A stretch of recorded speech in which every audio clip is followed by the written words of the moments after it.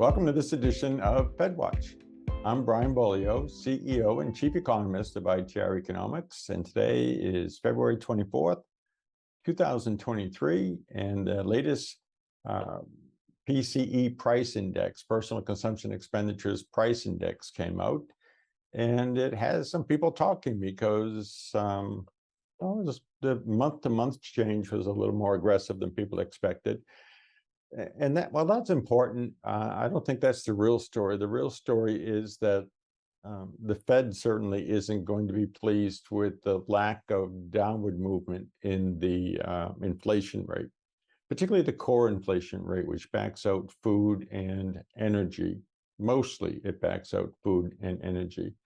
And it's running around 4.5%. And the peak was around 5.2%. So we haven't seen all that much movement yet, which is cause for concern.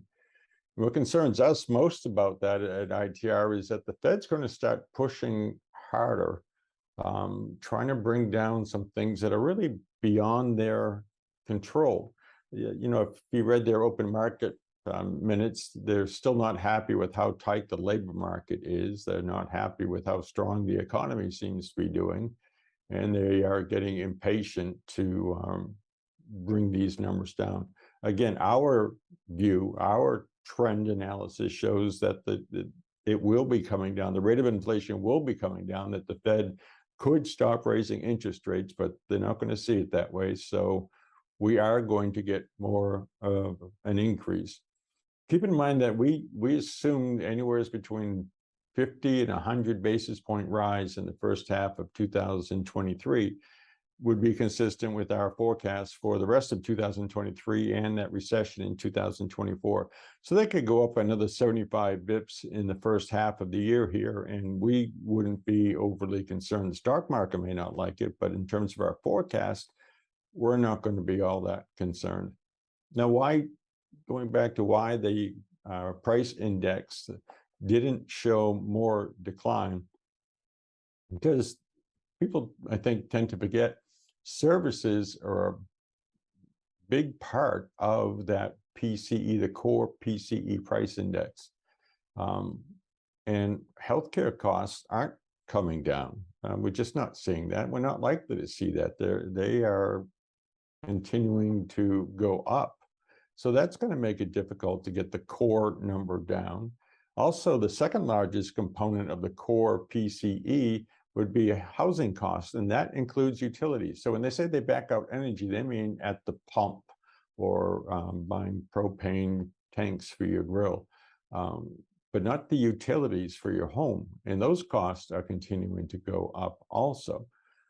So they're going to be hard pressed to bring down medical costs and the housing costs without creating a more dangerous situation than they are already creating.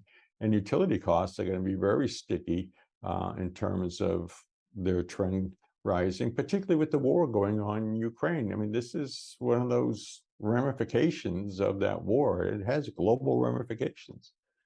And don't forget, when they back out food, they're not backing out when you and I go to a restaurant and we pay for that food. And we know that food, the producer price index for food is running around 11.3%.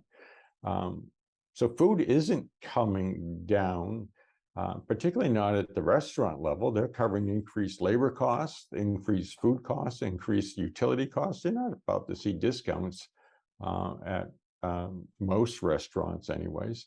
So that's not going to be easy to come down. What it all boils down to from our perspective is the Fed's going to get antsy. They're likely to push harder. And we'll probably see at least a 50 basis point rise next time, followed by another 25. Wouldn't surprise us at all. And again, it'd be consistent with our outlook. Keep in mind also that they're well-intentioned people doing a difficult job with very imperfect tools, and they're fighting their own creation at this particular time. And they don't have patience, which is oftentimes what you need in the world of economics. Because, you know, the lag time between cause and effect is variable, and there is no instant gratification.